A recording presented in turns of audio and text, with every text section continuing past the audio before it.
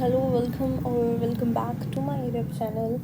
And in this video, we will be discussing phylum Nematoda. हमने previous video के अंदर इसका part 1 देखा था, and this is part 2 of phylum Nematoda. And in this video, we'll be discussing some other characteristics of this phylum that are necessary, and you need to memorize them as well.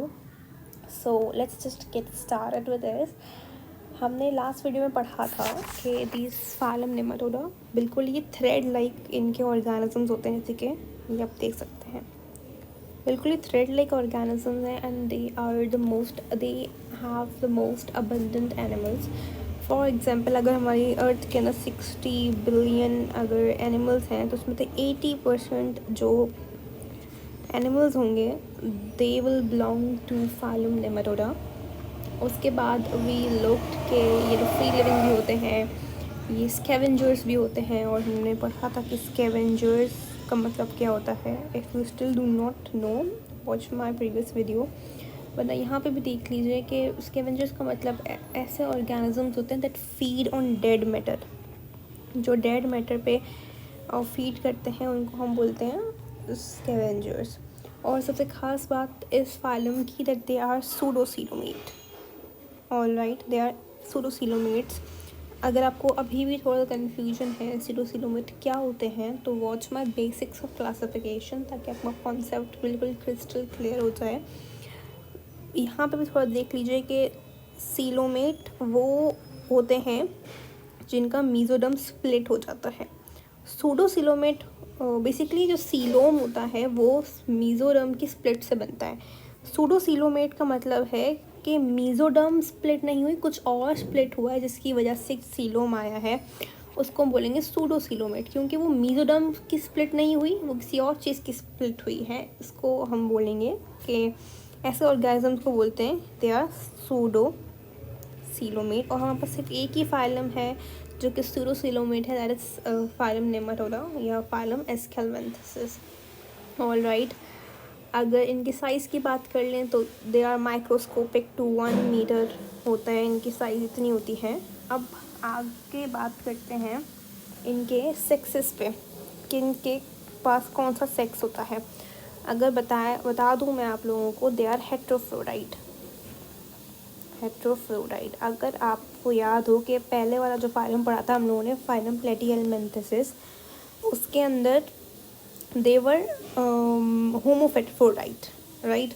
वो hermaphrodite थे, मतलब mail और female जो था वो एक ही और body के अंदर था. All right, but they are hermaphrodite, मतलब देखो एवोल्यूशन हो रहा है. अब यहाँ से हमारे पास जो सेक्सेस हो गए, ये अलग हो गई. They are mostly hermaphrodite. All right, लेकिन इनके अंदर एक ख़ास बात देखी जाती है which is known as sexual dimorphism. अब इसका क्या मतलब होता है? सेक्शुअल डायमॉर्फिज्म का मतलब ये होता है कि अगर मैं इनके मेल की बात करूँ, इनके अगर फीमेल की बात करूँ, तो इनका जो फीमेल होती है वो जो होती है लेंथ में ज़्यादा होती है. ऑल राइट, इनकी जो फीमेल है वो लेंथ में बड़ी होती है काफ़ी. ऑल राइट, जबकि इनके जो मेल होते हैं वो लेंथ में थोड़े से छोटे होते हैं, और इवन थोड़ा हुक लाइक ऐसे भी बने होते हैं. थोड़ा हुक लाइक स्ट्रक्चर भी होता है उनके नीचे एंड पे फॉर द मेटिंग पर्पस. खैर, आपको याद करनी है कि जो फीमेल होती है उनकी लेंथ थोड़ी सी ज़्यादा होती है, और उनके जो मेल होते हैं उनकी लेंथ थोड़ी सी कम होती है. अब जैसे कि मैंने बोला कि दे आर हेट्रोफ्रोडाइट. ऑल राइट, तो इनके अंदर जो फर्टिलाइजेशन होगी वो भी इंटरनल होगी. ऑल राइट, इंटरनल फर्टिलाइजेशन होगी इनके अंदर. अब इसके अगर कुछ एग्जाम्पल्स देखें तो है एस्करीज. इनका कुछ एग्जाम्पल है. एलिफेंट, मैंने डिजीज़ बता दिया. वचेटेरिया,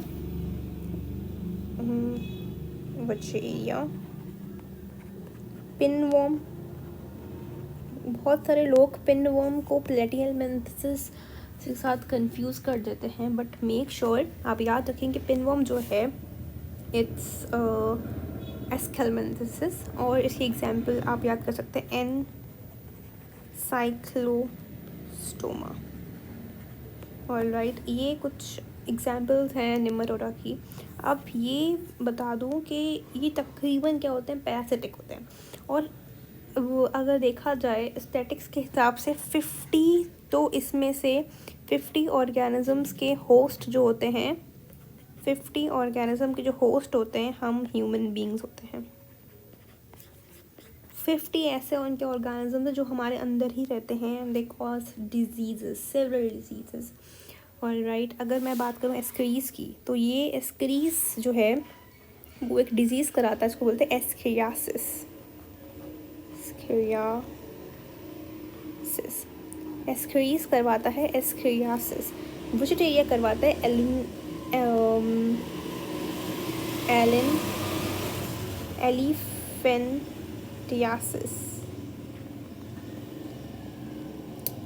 एलिफेंटियासिस, एस्केरियासिस। अच्छा, एक आपको बात बता दूं, एक आइडेंटिफिकेशन की, कि जिस भी डिज़ीज़ के पीछे DTIS आता हो, ऑलराइट, वो समझ जाइएगा वो क्या है, इन्फ्लामेशन है। उस डिज़ीज़ में इन्फ्लामेशन होगी तभी उसके पीछे टिस लगा हुआ है। फॉर इंस्टेंस मैंने यहाँ पे लिखा है एलिफेंटियासिस, ठीक है, सियासिस मतलब स्वेलिंग है, एस्केरियासिस। ऑलराइट, ये थोड़ा सा मैंने आपको यहाँ पे लिख दिया है। हम पढ़ेंगे भी कि इन डिजीज़ के अंदर क्या होता है अभी कुछ देर बाद। जब तक हमें पहले देखना होगा कि इनके अंदर कुछ जो एवोल्यूशनरी चीज़ें हुई हैं, for example how they respire, how they digest their food, how they circulate their body, blood है नहीं है, उन सब चीज़ों के बारे में पढ़ेंगे।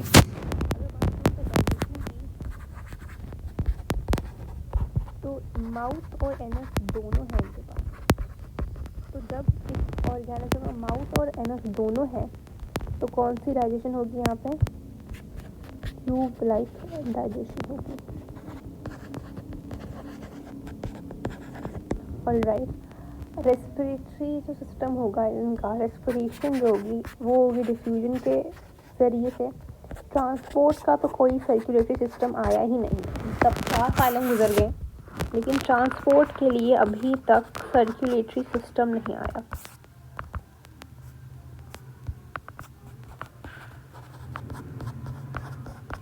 ट्रांसपोर्ट के लिए कुछ है नहीं यहाँ पे इनके पास। अगर बात की जाए एक्सक्रीशन के लिए, तो they have some excretory canal जिनको हम बोलते हैं रेनेट सेल्स, जो होते हैं H शेप्ड। अब क्या है एक्सक्रीशन, अगर हमने पढ़ा था प्लेटिहेल्मिन्थेसिस के अंदर दे हैव प्रोटोनेफ्रेट, या जिसको हम फ्लेम सेल्स बोल रहे थे, फ्लिकरिंग सेल्स बोल रहे थे। यहाँ पे एक्सक्रीशन के लिए नेमाटोडा के अंदर वी हैव रेनेट सेल्स, या हम बोलते हैं वी हैव एक्सक्रीटरी कैनाल्स, जिनको हम H शेप्ड सेल्स भी बोल रहे होते हैं, रेनेट सेल्स हम बेसिकली इनको नाम देते हैं। ऑलराइट, आगे बढ़ना है हमें नर्वस सिस्टम के बारे में। इनके पास नर्वस सिस्टम में they have a ganglia and nerve, इनके पास नर्व भी है और गैंग्लिया भी है। लेट्स कंपेयर, अगर हम प्लेटिहेल्मिन्थेसिस की बात करें तो वहाँ पे हमने पढ़ा था कि they have a ladder like nervous system, all right, and they have a pair of ganglia as well। यहाँ पे बात करेंगे they have a ganglia and a nerve, यहाँ पे nerve भी है हमारे पास। all right, ये कुछ बात हो गई हमारे इन सब चीज़ों के। नेक्स्ट वीडियो के अंदर we will look into the diseases ascariasis, elephantiasis in detail, कि जितना भी सवाल आ सकता हो इनके बारे में। So stay tuned to the channel and wait for the next video.